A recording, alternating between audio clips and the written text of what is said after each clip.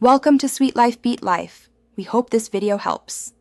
You start by making sure Chrome is up to date and your phone unlocked.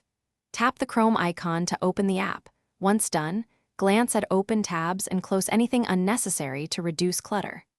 Next, press the three-dot menu in the top right corner and look for New Incognito tab. That's the button you need.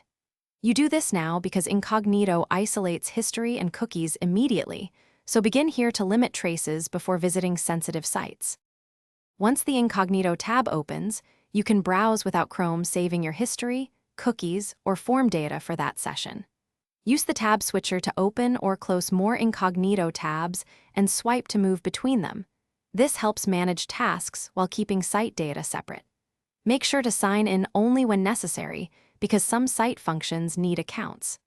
Remember, extensions are generally disabled in Incognito, so certain features may behave differently. Plan around that for complex logins or web apps. To finish, close every Incognito tab or use Close All Incognito tabs from the menu.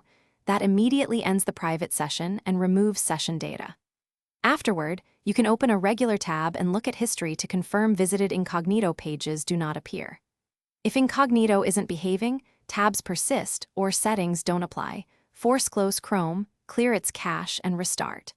If problems remain, update or reinstall the app. This typically resolves corruption or setting conflicts, so Incognito works as intended.